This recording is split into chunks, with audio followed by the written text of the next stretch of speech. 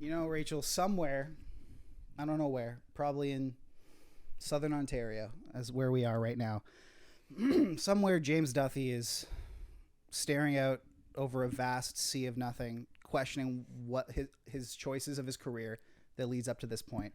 Because we had another trade, a pre-deadline trade. Every time a pre-deadline trade happens, I think James Duthie, my heart goes out to you because you have to host 6-7 hours of just basically straight live television, all predicated on there being trades. And one of the biggest names came off the board yesterday, and boy oh boy, that makes an already weird deadline day, and we'll talk a little bit more about that, even weirder. Yeah, Chris Tanev went to Dallas. In an incredible trade, and we'll break that down, yeah, obviously. Very underwhelming. And turns out Kevin Weeks confirmed my suspicions, which was that if he was being traded to Toronto or Vancouver, that the price was higher. There's a Brad Tree Living / Vancouver Canucks tax, which is incredibly stupid. Yeah. But that also, I don't want to put that on Craig Conroy. I think that comes from Murray Edwards. Like, yeah. When stuff like that happens, when there's a tax, it's never GM driven. Almost never GM driven. It's almost always owner driven. I've experienced that. Like in Vancouver, it's not a secret. Long before I even got there, that like they don't make trades with Dallas because Aquilini and Gagliardi hate each other. I did not know that. Interesting. Oh my god, hate each other. Why? Business dealings. Oh, okay. Yeah. Say they never like. No, nothing to do with hockey. They had a disagreement like... in business, from what I know, and there's like, unless someone's getting fleeced, there's never any trades between. What was the last? Was it? That wasn't even a trade when they got Louis Eriksson. Like that was just a signing. Yeah. What was the last? I don't think there has been one in time. It's like Aaron Rome, maybe. Like that's what I'm trying to think. Like, yeah. Wow, you're right. That's so crazy.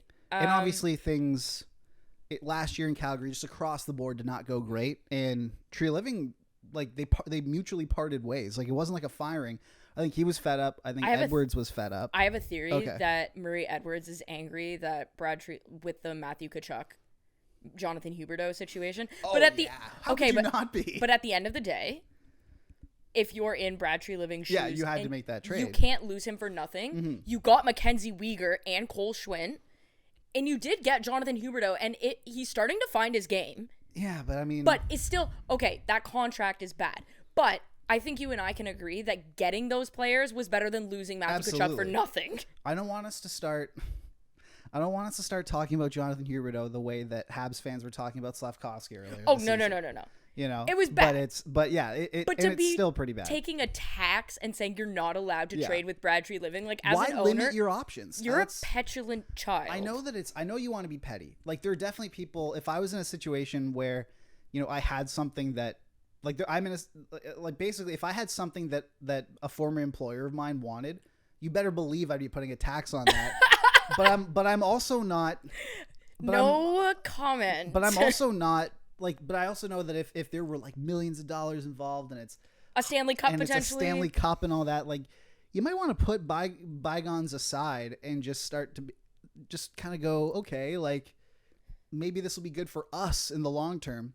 Now, right. Your job is to get the best return to put your team in the best position to succeed. So the return for Chris Tanev is so it's an incredible return. So it's a 2024 second rounder. Okay.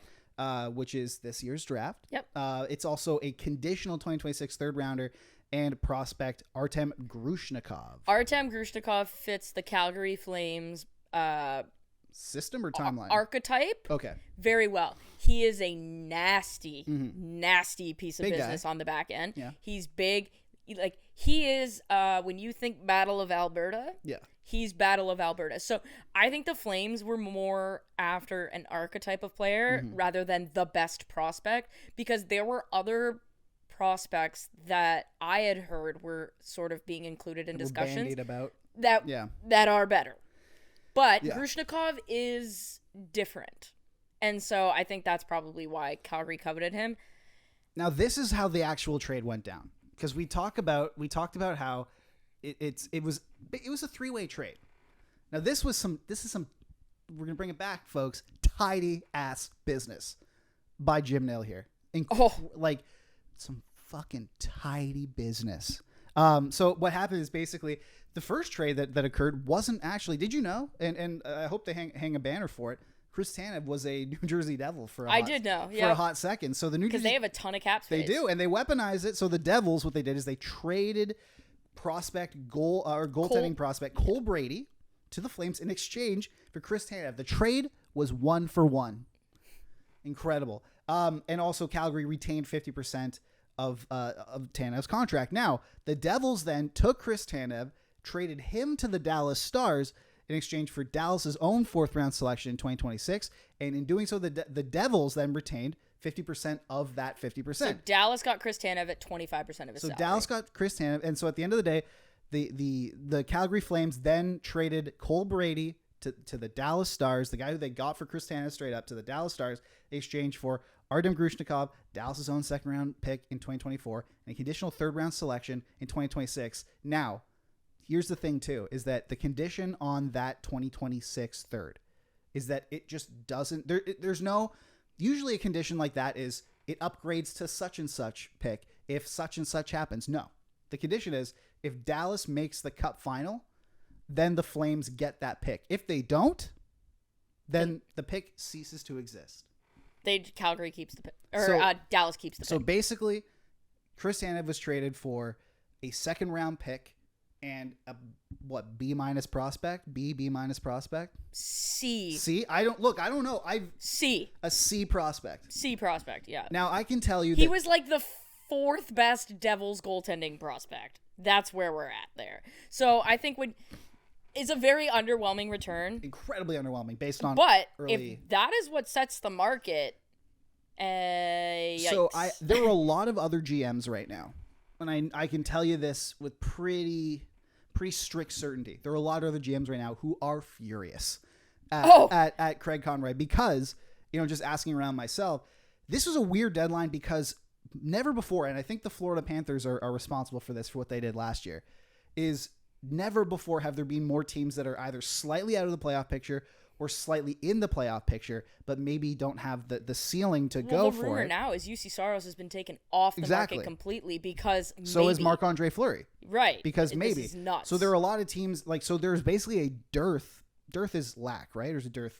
No, dearth is okay, so there is a lack of just clear-cut sellers. I can tell you, Calgary, there's Montreal, more demand than there is supply. Exactly. It's like Calgary, Montreal, Arizona, Columbus, Anaheim, San Jose. But you would think that guys who are either maybe in the playoff picture or just on the outside of it, guys like, I don't know, like St. Louis, Washington, Philly, Ottawa, guys. Philly's going to be a seller. Philly will likely, but they're still we'll see. They're the only ones making smart decisions right now. And we'll see. But that was essentially jacking up the asking prices for the guys who were actually being offered by the very small amount of sellers. The Flames were supposed to be the market setters. Exactly. And everyone was waiting, why haven't we seen trades? I got asked on the radio earlier this week, why haven't we seen trades? Because everyone was waiting for Calgary, Hanifin, Tanev, whatever. I'll be interested to see what Hanifin fetches and what the delta is between them, because I think that's where you'll start to see it. But I don't, for defensive defensemen that are right-handed and penalty kill, Tanev was the best guy available. Yeah. But that's why, basically all of that what I just said is that's why we're getting reports that Arizona was looking for a first for Matt Dumba. Guys like that. That the Flames or the Flyers are looking for a first for Sean Walker. Things like that. That's not going to happen anymore because it shouldn't. It shouldn't have in the first place, but there's more demand than there is supply. And but generally that jacks up the prices. But the problem is when you sell something, when there is high demand, but then you sell it at a discount, everyone else goes, well, why the hell would I pay? Exactly. And so that's why GMs are furious at Craig Conroy right now. And all the contending GMs are like, well done. They're like, thank you. But yeah, we're going to go through the defense market basically heading into the trade deadline, which is a little over a week away at this point. But no, this is an incredible trade. Intricate. It's intricate, but also, I mean, what Dallas was able to pull off here, get the guy who is basically the missing piece that they need for no active roster pieces. It allows them to split Heiskanen and Harley now. Mm-hmm. So you can go Heiskanen, Tanev, Harley, and either Lindell? or Suter, because Lindell's having a really good year. Yeah, he is. So, and then you could put Suter on your third pair, let's say. Like, and we saw him in the playoffs. Maybe a sheltered third pair Suter is the best kind of Suter at this point. Exactly. This is Incredible absolutely trade. fantastic stuff, right? Jake Ottinger's kind of refining his game. Logan Stankoven, to the surprise of absolutely nobody with a brain, fellow Short King, what's up?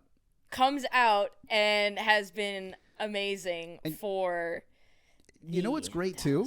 You know what's great too with the Stars? And this is why Jim Nill should be up there for Executive of the Year. I think this is the thing that launches him into the stratosphere in that award, or at least to the front of the awards race this year, is that they have, first of all, they kept their own first. Yep. Like, they still have their own first. But also, if you look at it, Stankoven, Wyatt Johnson, Jake Ottinger, Jason Robertson, Rupe Hintz. And they still have Maverick Bourque waiting in the wings. But like all of those guys, all of them were picked 23rd or below. Yeah. Majority of those guys, except for Ottinger, Bourque, and Johnston were second round picks or below. Yeah. Like, so this is an organization that can find value in the lower picks, in the lower rounds. They even still have their first. It will likely not be a high one this year, because so whoever is in charge of scouting in Dallas deserves a raise. Who is in charge? Who is their director of scouting? I know who their director of player personnel is. That's Steve Greeley. And so it's not a shock that every time a GM position comes up, his name gets mentioned, because he's the guy that oversees all of this. So that seems to be like a smart individual. Yeah. Yeah, Steve Greeley at this point is like this generation's Mike Futa, where he was just always thrown into GM. Anytime there was a GM job that came up. I don't even think Greels wants to be. No, there's a lot of guys. A GM. We talked about this Steve before. Pellegrini doesn't want to be a GM. He's happy being a cap dude. We talked about this, I think, on a podcast maybe last week, that after Columbus fired after Columbus fired Yarmo, is that there are a lot of guys in front offices who are just kind of happy being the expert at what they are and don't want the pressure of leading the entire ship. Right, or maybe they just feel like this is how they can best help a team. Like, I think Steve Pellegrini, a lot of cap guys, Jeff Solomon in Anaheim is another guy. Steve Pellegrini, of course. Brandon Pridham, we don't know yet what he wants to do.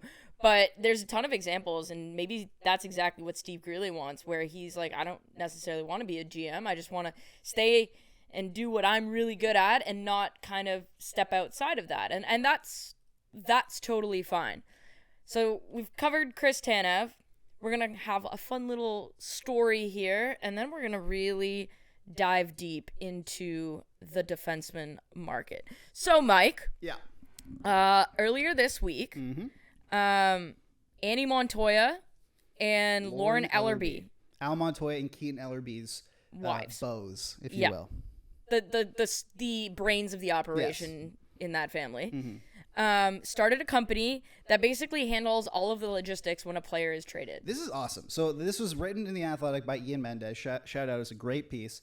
And yeah, basically, I thought it was fun to bring up because, you know, we love our girl bosses on this podcast, you know, but what's happening essentially is that when a player, and you know this very intimately as well, is like when a player gets traded, there's a lot that goes. It's not just a sense of, you know, this guy's moving. There's a lot that goes into it. When Chris Tanev gets traded. Yeah. So right now, like, Chris Tanev's married. Like, he's got I believe so. He's got. Yeah, he's got kids, and Winnipeg plays Dallas tonight. Yeah. So he has to, in Dallas or in Winnipeg? I'm not entirely sure. Okay. Well, basically, last night he gets the call.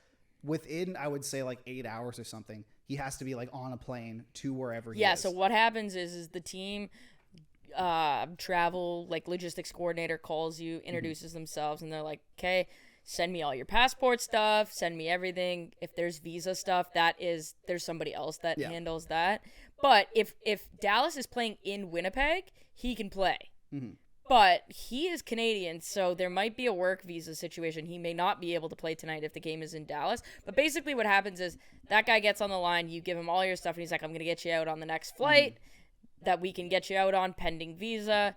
We'll get you everything you need. And then what number do you want? What this? What that? What's your sizing? Usually guys just throw on pant covers. Yes. They get new gloves, but their sticks come with them. Pretty much everything that isn't showing goes with them, right? Obviously, the team will have like helmets and stuff like that, but the logistics side of it is like team takes care of everything in terms of booking the flight, but not for the family, not the rent or the houses, Yes. not the cars, not anything like that. So a big thing here is and it also has to happen really fast. Like you said, like I even think within 20 minutes of the trade call happening, you're figuring out stuff Yeah. basically. And I even think about it like Ryan O'Reilly and Noel Acciari got traded.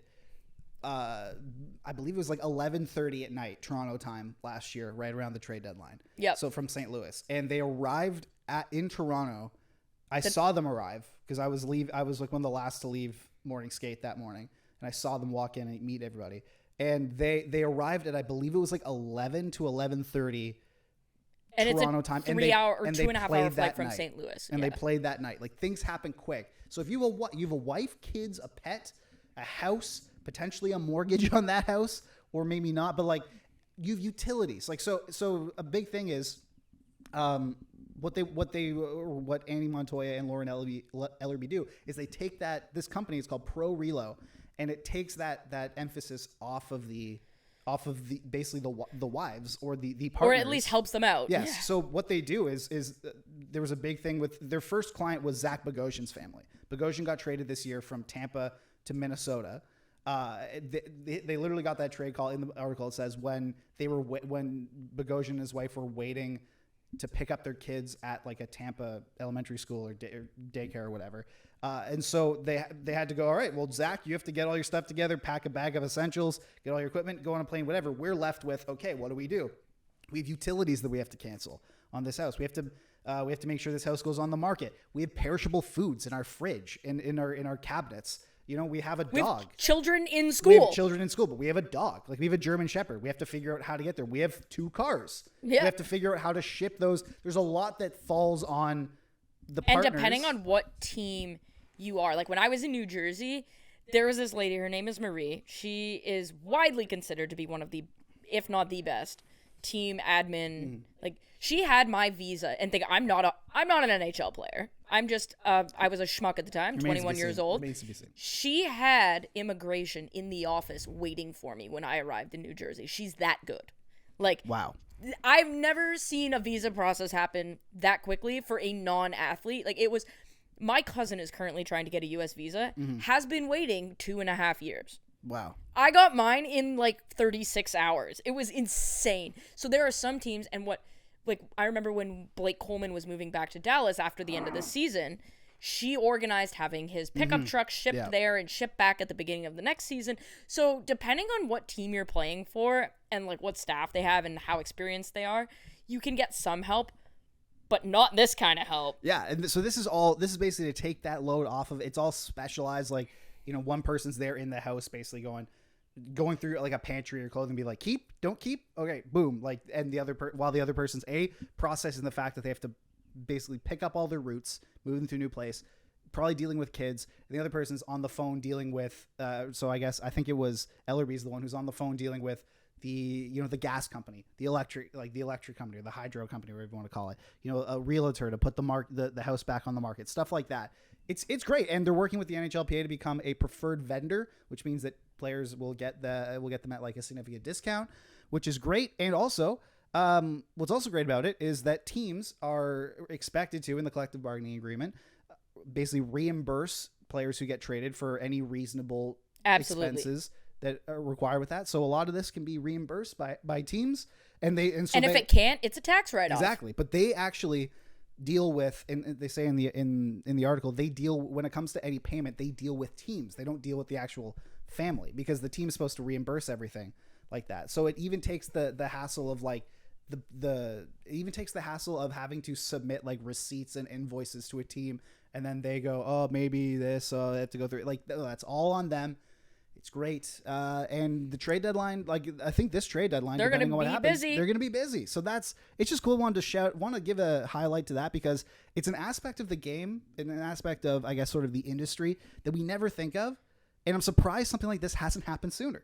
Right. Because you look at it, and from a fan perspective, like, oh, why isn't this guy here already? Why in this? Because he's a human being. Well, there's stuff that they have to figure out. Yeah, there's things that you got to figure out. Well, like, usually guys are there very quickly after a trade. Like very rarely do we go like, why isn't this guy not here? If it's not, unless or it's like, why isn't this guy playing well right after a trade? Exactly. I don't know, Well, because he's got 75 things going on. Exactly. This helps with a lot of that. Takes it off. It's a fantastic idea. You love to see it, and leave it to the women, because they, like Keaton Ellerby and Al Montoya, were traded quite a few times in their career, or waived, or whatever the case may be. So leave it to these two to be like, excuse me, we like this sucks, and we need to help out other like partners, because this is crazy. I think it was said that Al Montoya was traded 6 times during his career, and that didn't include like AHL demotions. Right. So I think there were like 3 different AHL teams he also played for that like include that. That's a lot of moving around. So at this point, because what basically happened they're is, experts. Yeah, they were like, well, we're basically moving experts. Like what's the, and these two met when they were both their husbands were playing on the Jets, and they've kept in touch. And I think this is great. I still talk, like from that perspective, I still talk to almost 70% of the women I met when I wasn't dating an athlete, I was dating a staff member, but like you're all at the same parties and everything. You're there, you're and I'm going to brunch with one of them on the weekend. Yeah. Like, actually lovely. 2 of them. So there's just a lot of things. The biggest thing I saw from this is that I'm surprised it didn't happen sooner. Me too. Surprised no one thought of it sooner. But anyway, that's something cool to look out for. But who knows? They could be revolutionizing this industry. Thought it was cool to bring it up. Now, Rachel, we're going to head into our Cantork deep dive on the defense market heading into the trade deadline. Cantork makes rugged, hardworking industrial torque tools for heavy equipment operators around the world. They are proudly Canadian and manufacture everything out of Edmonton, Alberta, Canada, the city of champions for heavy industry around the world. Their new website tells their story, 20 years in the making. Visit cantork.com today and ask Colin for more details. Rachel. Yes. We're talking about the defenseman market. There are specifically the right-handed defenseman market. Yes, there are a lot of right-handed defensemen. That's the most coveted. I would say, other than like a top-line center, this is a right-shot defenseman. Could be from in any pairing, really, is the most coveted asset in the league. There are a lot that seem to be available. However, because of the lack of just bona fide sellers here, bit of a dwindling list. At least it drops off pretty heavily after the first name. So let's go through them. Let's talk about. And he isn't even right-handed. Exactly. So let's go through them. Let's talk about what they're doing, what they can achieve for a new team that picks them up, what they could cost. And let's start with Noah Hanifin, the belle of the ball here. He's 27 years old, 11 goals, 23 assists, 34 points in around 50 games this year. Averages almost 24 minutes of ice time per night, so he's a legit workhorse. He's a pending UFA, making $4.95 million. Where do we see him going? Yeah, so this is a legitimate top 4 defenseman. Yeah. He's, for those of you who don't know what game score is, it's something that Dom Lucian developed. It was used in basketball, and basically it measures overall impact on the game. So it takes into account block shots, and if you're a center, like face-offs, and penalties drawn and penalties taken, shots for, your expected goals. It's all encompassing. It's just kind of like a one-stop shop kind of thing. He's 0.81 game score per game. That is that's high-end level, right? I mean, try to contextualize it. So Cale Makar is like 1.1. Okay. Wow, that's pretty good. Right? Yeah. So if I believe the cutoff is if you're like 0.6, I want to say, you're a top 4 defenseman. He's like 0.81. You were verging on like top pairing here. Yeah. So based on this, there are only, I believe, 2 top 4 defensemen. Awesome. On the market here. So yeah, he's left-handed, but he plays both sides. Yes. He's better on his left. I mean, any defenseman is better on their. Yes. TJ Brody. Even TJ Brody, who played years on his right and earned a 4-year contract on his right, he's better on his left. Right. And so Noah Hanifin, he's a fantastic age, 27 years old, in the prime of his career. Because he's versatile, because he can defend appropriately, he can also contribute offensively. Yeah. This is the best player available on the market. Just not even defenseman, just player. Player. Interesting. I can't think of anyone off the top of my head that's a pending UFA that would be a better, more impactful because he's a defenseman. Adam Henrique? No, Noah Hanifin still for me. And so I think when you look at Noah Hanifin, the price for him should be appropriately high. The problem that you have is, I think if you're Calgary, you'd be smart to allow Hannafin's agents to negotiate. Absolutely. Right. So Elliot Friedman has reported that like Tampa and Dallas and New Jersey, not anymore with Dallas, I think. Right. Yeah. Preferred destinations. Boston, the other one, he's I believe he went to Harvard. Yeah, Yeah. I also think he is a Boston area kid, if I'm not mistaken. And so when you look at what the potential impacts could be there, if you allow them to negotiate and a contract can be worked out, you are getting a bigger package. But he was born in Boston. Yeah, okay. So if you can get a bigger package, I think you should do that. I would That's what be she said. Okay. very hesitant to give up my best prospect. I think you're going to have to give up a first round pick no matter what. Oh, yeah. But I'm not giving up my best prospect and a first round pick and a roster player like a Yegor Sharangovich type. For at least if there's not an extension in place. Yeah. If there's an extension in place, we're having an entirely different conversation. And so, like, I think if you're looking at Boston, a guy I might look at is Jake DeBrusk. I think he could be somebody that's involved. They're a little bit thinner prospect-wise, but they've got some young or, like, similar-aged players. There have been discussions I've seen and rumblings that I've heard about Matt Grzelcyk. That could make some sense. Because they haven't been able to get I actually think I saw it even today as well. Fluto Shinzawa, The Athletic, I think reported that he's kind of feeling the heat around the deadline because there's been a noted lack of progress on extension between the Bruins and Grzelcyk. That could be somebody that, if you went Grzelcyk and something, I think that's probably decent value because Grzelcyk can absolutely play, like, immediately. He goes in the lineup. Like, that's a great, there could be something there. But I think Hannafin is absolutely and should cost the most at the deadline. There's no doubt about it. He is far and away the best defenseman available. It is not close. Yeah. I don't care what way he shoots. If you tell me we can give you a bottom pairing right-handed defenseman or you can have a top four left-handed defenseman, I'm taking the better hockey player. And if you're not, you're an idiot. Yeah. You know who the Kings never should have traded? Whomst? Sean Walker. Had to trade him to get rid of Cal Peterson. Which is that is a good subtraction considering Cal Peterson just got sent down again this morning. But Sean Walker, another guy in the market, he's 29, less offensive punch than Noah Hanifin. He's got 6 goals, 16 assists, 22 points this season, but he is averaging almost 20 minutes of ice time per night. He's a pending UFA at $2.65 million. He's 29, like I said, and he's playing very good hockey. So I think we need to mention, we're going to bring Nick Seeler in here because there are rumors that teams want them as a pair. Dallas was one of them. Yeah, not anymore. I think New Jersey is another one. Yeah. Because, boy howdy, is that defense core in rough shape right now without Dougie Hamilton. And I know, I can tell you, insider Segan Thaler Marino has been, like, they've cratered this year. And, like, what happened, man? Marino was incredible. And, like, I know the Leafs have gone hard at Sean Walker. I know, like... Oh, and they like Nick Seeler, too. They like Nick Seeler, so maybe they want to bring them in as a pair. I'm not sure how that would fit, really, with what they're doing right now. But they've really liked Sean Walker. Like, pretty much since the first day of training camp, the Leafs have, and literally from the first day of training camp, the Leafs have been going after pretty much every defenseman on the market. That's why you hear them always in discussions for everyone from, the Hannafins and Zadorovs and Tanevs to, like, the friggin' Ristolainens. They're just inquiring about everybody. They're just inquiring about everybody, okay? Like, just relax. But I do know that Sean Walker is someone that they really do covet, and the Flyers are holding firm, as they're doing with a lot of their players, like Scott Lawton. They're holding firm on a first-round pick. But Craig Conroy last night really put a dent in that in holding the fort there. Now, I think what I will say, and the reason I brought up Nick Seeler. What will you say, Rachel? Is if you're getting both, yes, a first-round pick. Yeah, if you're getting you're getting both. If you're getting them packaged together. I'm not paying a first-round pick for either of them. And Nick Seeler leads the league in blocked shots. Like, that's great, but like no, but I'm saying like at playoff time. Yeah.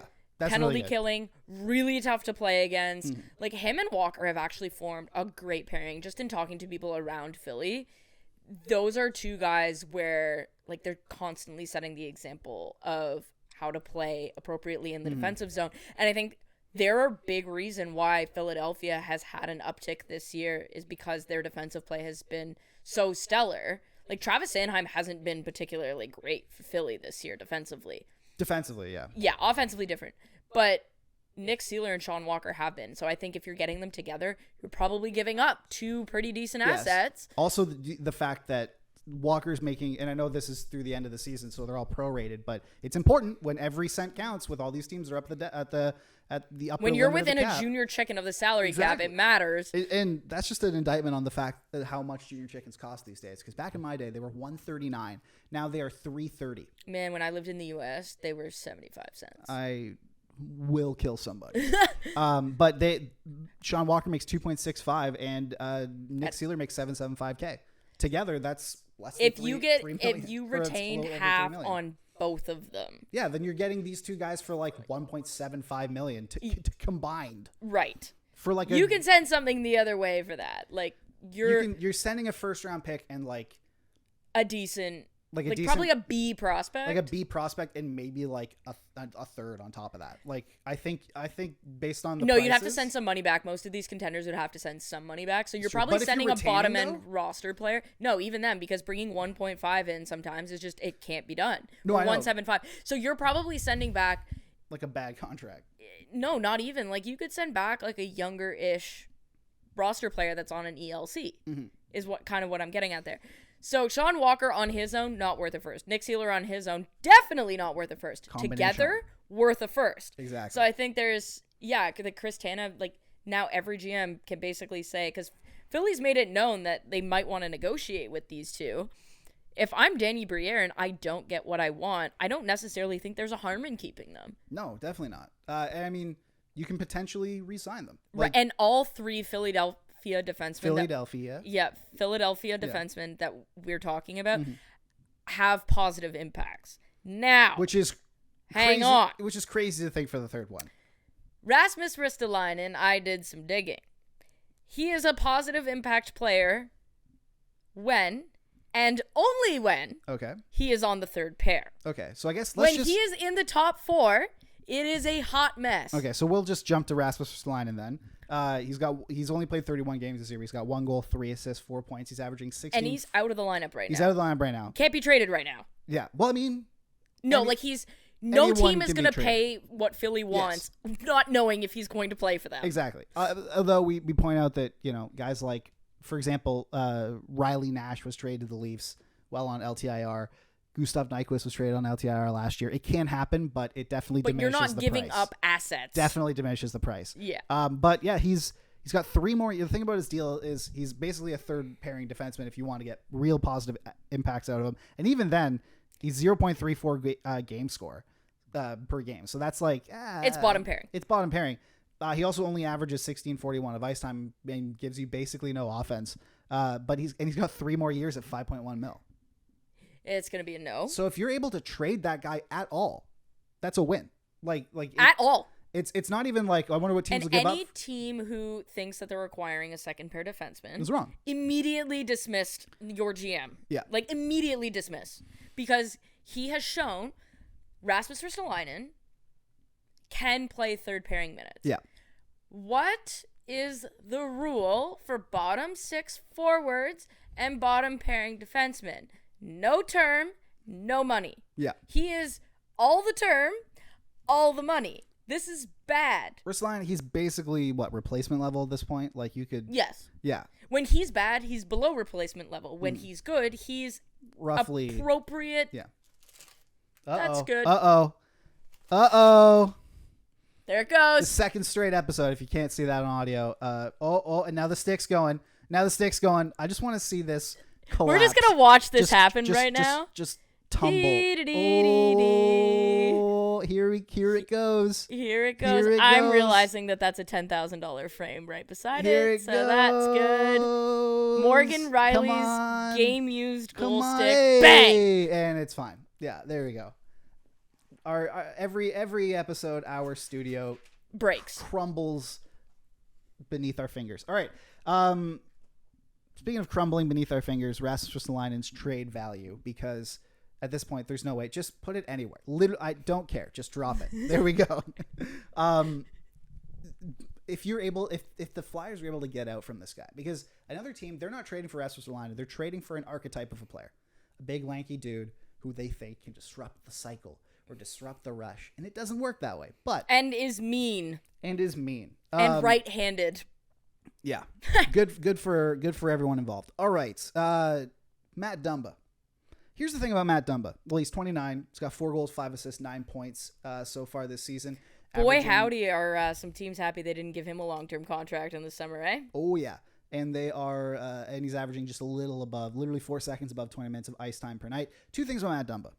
One, I don't think he's as bad as he's looked this season, both eye test and numbers and underlying numbers wise. Agreed.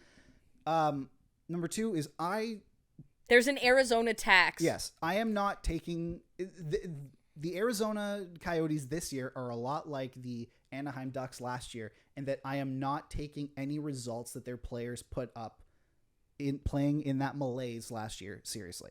Simone Benoit was like the worst rated defenseman in the league last year. This year, he's a perfectly fine third pairing defenseman who has given the Leafs everything they could possibly hope for in a stalwart and has really stepped up. I was going to say he actually hasn't been terrible in spot duty on the second pair exactly. either. Like he's in last year, that was like the worst rated underlying number defenseman in the league basically. And now we're going, oh, this guy's like 6'5", obliterates at least one guy every game. Yeah. And can play, and in a pinch can play on the second pair. Hell yeah. I feel like, I don't think Matt Dumba can do all that, especially given the miles on his body and everything at this point. But I don't think he is as bad as his bad underlying numbers suggest, which is negative 0.18 game score. So below replacement, well below. He's gives a negative impact on his team, and he's making 3.9 mil this year. So even if they retain 50%, which, I mean, I'm sure Arizona will be fine doing, but then again, they're pretty tight when it comes to actual money. I can't believe that you think that they're going to retain 50%. I'm trying to hold back my smirk right now. They can't pay their vendors for their napkins, Mike. What makes you think they're going to not pay someone to play for another team? Rachel, everything that we have been told by the team and by its completely unbiased local media is that tickets are selling like hotcakes out there, and that everything is perfectly fine. So then they should have no issues paying any of their vendors. Stay strong, Desert Dogs. Everything is fine. Look, the report is they're holding out for a first. Good luck with that. Now that Chris Tanev got dealt for what he did, there's no fucking way that they're getting. Once again, if he goes for a first, that should be an immediate dismissal of your GM. No, I say it every time. It should not be a dismissal. If you pay a first round pick for this version of Matt Dumba, your GM should be euthanized. Okay. Humanely, but he should be put to sleep, like a sick dog. Like it should, It's. Yeah, don't old yeller him. Don't take him behind the barn and shoot him. But I'm just gonna say that's Mike's opinion. But just take him to the vet, say your goodbyes, Marley and me it, cry, all that kind of stuff. But it's better for all of us, I think. Matt Dumba not having a great year, Rachel, is what I'm trying to say. No, he is a negative 0.18 game score per game. So that's bad. That is below replacement level. Mm-hmm. So if you give up a first-round pick for a replacement-level player, you should lose your job. If you even entertain the thought of giving up a first-round pick for a below-replacement level, you're better off just calling up somebody from the minor leagues. We've been over it. They should be euthanized for doing that. No. Mike's just wishing death on people at this they point. should die if they do that. I am not doing that. But no, you can't give up I don't care. You're better off giving up a first round pick for Adam Henrique. Oh, absolutely. Yeah, you're better off giving you have one first round pick. Every team gets one first round pick per year. You're better off giving up a first round pick for a good hockey player opposed to a bad one. Wow. But what I'm saying is Henrique's a forward. Yeah. Dumbo's a defenseman. Yeah.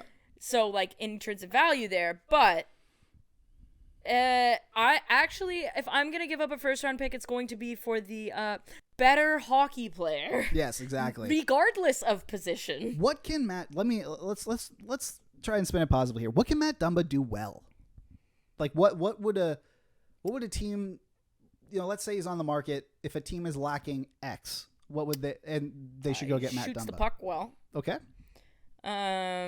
He's good in, well, okay.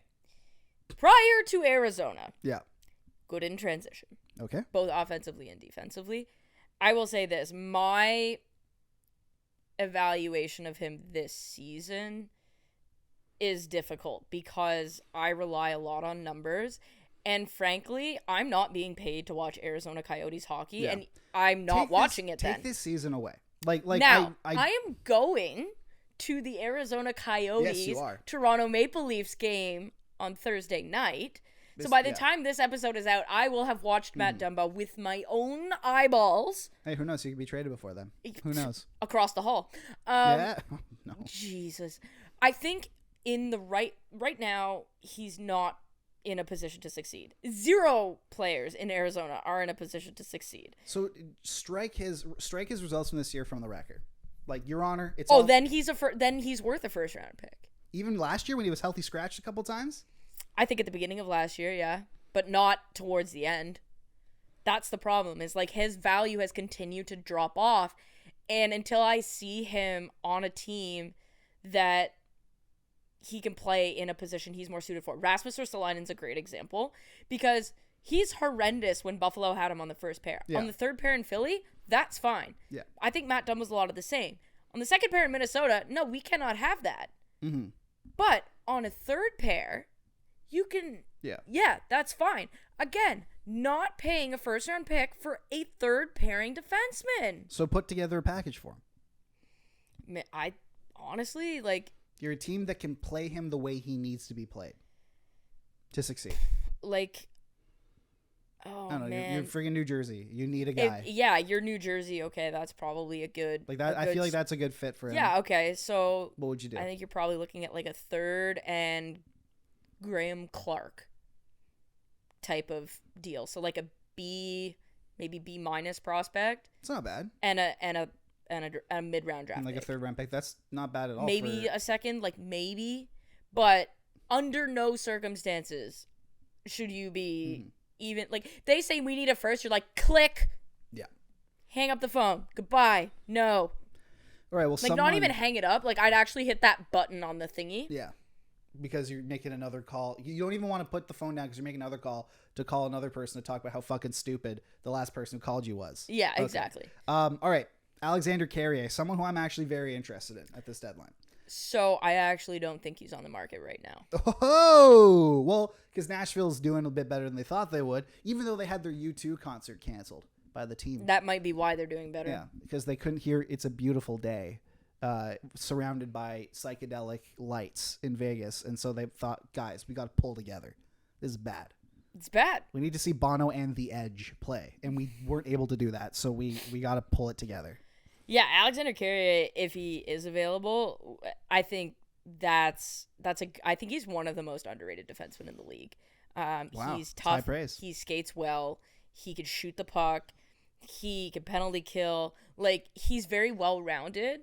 And because Nashville has other defensemen, i.e. Roman Josi, I think he gets overlooked a little bit, right? There was huge conversations about Dante Fabro.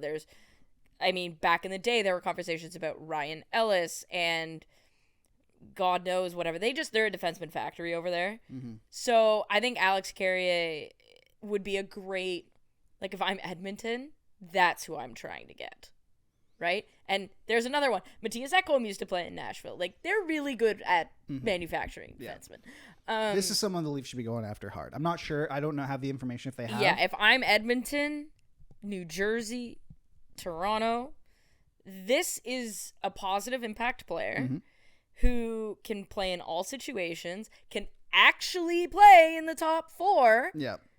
Well, borderline based on game score. Right, but he's, like, we're talking about top 4 minutes on a bottom-end playoff team. Like, those are pretty decent results.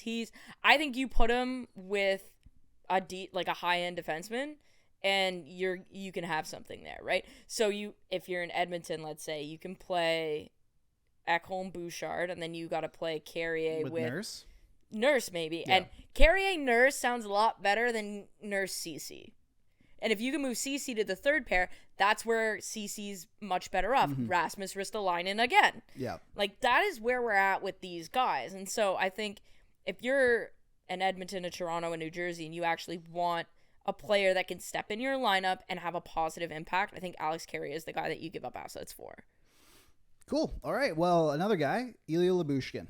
I would not go anywhere near him. Now, this is where I think he's terrible. Okay. Well, this is where I guess sort of my caveman brain, comes in. I go. Well, I'm really glad because he's getting caved in. Oh, nice one. I really liked him when he came to Toronto. I know he did get caved in Toronto as well, but he did throw the boom every once in a while. Cool. That's what Simone Ben was for. Yes, exactly. However, Ilya Lyubushkin provides like precisely zero offense. Like he has four assists. He also provides precisely zero defense this year.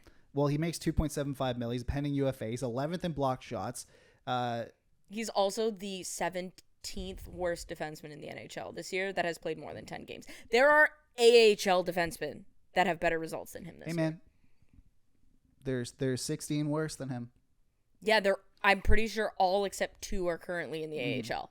So that's where we're at there. Another guy though plays on the Ducks. I don't know how. Radko Gudas has good defensive metrics this year. I'm not buying that with the Ducks this year. Not this year. Yeah. So no, he's terrible.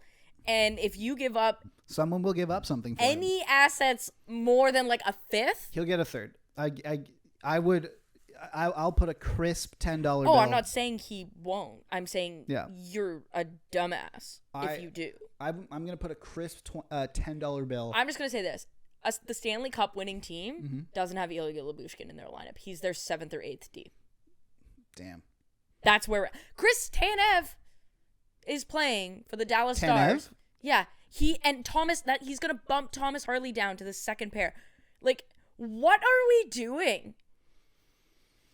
It's crazy. This is the lack of assets available. This is what I'm telling you. Because unless Ilya Lyubushkin is an 8th defenseman on the cup winning team. Like, this is insanity. This will be very interesting this week because potentially it will lead teams to believing whether or to deciding whether or not they are actually going to sell or they are going to go for it towards a late season push. All right, Joel Edmondson. This is where we're scraping the bottom of the barrel, Rachel. 30 years old, 1 goal, 4 assists, 5 points, 16, 19 in average time on ice this year. Pending UFA at 1.75 mil, negative 0.1 game score. Doesn't exactly help possession, but he's a veteran. Who cross-checks people in front of the net. Cross-checks people in front of the net. He's big. Yeah, but I'm told that that's a 5-game suspension now. It's not. Who are we kidding? It's not.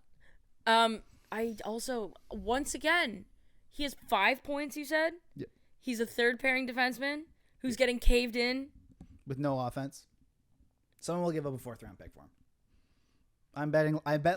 I literally bet like New Jersey will pay a 4th-round pick for this guy. This is Tom Fitzgerald's archetype. Yeah. Yeah. That's what I'm guessing. Great. We talked about use of assets. We talked about Nick Seeler. Phenomenal player this year. Like for what he's phenomenal. making. He's the best third pairing defenseman available. Him and Sean Walker, just acquire them. He's one of the best third pairing defensemen in the league. Like that's what I'm saying. Yeah. Yeah. Like he's like just across the board. That might be the best third pair in the league. Yeah. But it's also like one of the best contracts in the league. He's a pending UFA. Yes, he's making $775,000 this year. When I say best pairing in the league, like I'm not talking players. I'm talking like for value. What you're paying. You are getting the best value for that. It's pair. Like what 3.35 or something that they're paying combined. Like like less than 3.5. Exactly. And here you go. And you've got teams paying bottom pairing defensemen $5 million. Get out of here. You can have Sean Walker and Nick Seeler, or you can have Matt Dumba. Exactly. Yeah. Leads league. Cool. He leads the league in block shots, like you said. Obviously, solid PK guy. 0.56 game score. And we talked about how if you're 0.6, you're likely a top 4 guy. He's inching towards potentially a top 4 guy. I think part of the reason though is because he's been heavily sheltered. Yeah. But look, good teams. They're like if you're a good contending team at the deadline, you're looking for that missing piece. You're looking for like the reinforcement. You're not looking for a. I think appropriate value here is probably like a 3rd round pick. Yeah. Like if you're a contending team at the deadline, you're going in for a transplant of a minor organ. You're not going for a heart transplant, you know? Like yeah, or this a guy, lung transplant. exactly. This or guy's like kidney. This guy's like, I don't know, like a gallbladder maybe. Like, No, you're getting like a nose job. it's good. Hey man, it's all the rage these days. You're getting a BBL. A BBL, yeah. exactly. You're getting a BBL. If you get Well, he does have a big booty in front of the net. If you get Sealer and Walker, you're getting a BBL. Like they're both cheeks of the BBL. Yeah. Yeah. And then finally, and someone who we actually don't know if they will be available, just because there's been some rumors that he wants to stay. He's from there. He's from there. Is David Savard? Yeah, Arpon Basu talked about it. Yeah. On Wednesday after the Tanev deal went through that. Well, we'll see kind of what happens now with David Savard. He is French Canadian, and we all know what that means in Montreal. And if you don't think that means something, I have a bridge to sell you. It does. Eiffel Tower baguette. Again, one of the worst defensemen in the league this year. Him and Ilya Lyubushkin. Boy, howdy. Not good. It's not good. I'm picturing a team like the Suicide Squad being like, I'm putting together a team. So he's got a negative game score. He gets absolutely caved in possession-wise. Him and Lyubushkin, two of the worst in the league when it comes to this stuff. He has a year remaining at $3.5 million, but he blocks shots. Hey, that's an important skill to have in the playoffs. Not a $3.5 million skill. Maybe retain. It's 1.75. Yeah. You still have to play him. He's the word. Like when I say he's getting caved in, I don't have it off the top of my head, but I believe this morning I saw like he's like in the low 40s when we talk about getting caved in, and he's had games in the 30s. That is not yikes what you need on a cup-winning team. No. Once again, if you're acquiring David Savard, euthanization. That is your 8th defenseman mm-hmm. in a sport where you play 6 every night. So he's an injury replacement. Cool, not giving up whatever that acquisition cost may be. If it's a 5th, sure, and you're also retaining half. Like maybe I'd consider a 4th, or like whatever, some prospect that maybe you don't think you're going to sign. That happens a ton. If a team doesn't think they're going to sign a prospect, then they'll trade him. Yeah, just to get something. Just to get, yeah, like anything for him. So, yeah, sure. Like, go ahead, be my guest. But, yeah, you shouldn't be trading, like, 2nd and 1st round picks for this guy. Like, are you nuts? Yes, but... yeah, exactly. They will so not the be defenseman trading. market this year is It's pretty tough. It weird. could get better depending on what happens with teams deciding to sell. Right, like if St. Louis decides they want to sell and, like, maybe Justin Falk becomes available. Like, who even, like, maybe they're like, all right, let's sell, let's reboot this. We're going to give up, like, we're going to put Buchnevich and Parayko on the market. Boom, that changes. Hey, there we go. That's That's better. That changes a lot. Parayko's had a rough couple years. But he's having a lot better this year. But he's doing a lot better this year. Yeah, like I think this is the time where you sell on him right now. Honestly, if Mario Ferraro comes back and he's available, exactly. That's a little bit that'd better. That'd be huge, you know. I know that it's not a defenseman, but like, you know, obviously we talked about it with Jesse or if Jacob Chikrin decides, if the Sens decide to really gut stuff. And they move Jacob Chikrin, like that's huge. We're talking Hannafin level. Like then we're like, okay, all right, now we're moving and shaking, you know. And James Duthie, to bring it right back to where we started. Yeah, he's not, you know, he won't be petting llamas at the TSN Studios in Scarborough. Well, he's not just standing on the edge of a skyscraper, you know, looking at longingly at the concrete below. There we go. Yeah, and on that note, we reached the end of the podcast. You can follow us on Twitter, on Instagram, you know, subscribe on YouTube, on Twitch, on TikTok, anywhere you can get your pods. We are there. Write us a review. It'd be nice. Also, before you leave as well, make sure to donate to Jumpstart, our charity of choice. Jumpstart helps economically disadvantaged kids play team sports, which is extremely important and a cause that is very, very near and dear to Rachel and I's hearts. So make sure to do that. All the links will be in the description. We have new Mike's Meals for One that's up. It's a fried chicken sandwich. So if you're lonely and you like fried chicken, check it out. And yeah, we will be back on Monday. Who knows how many of these names will be traded by then? But if they are, we will obviously break them down for you. See you later.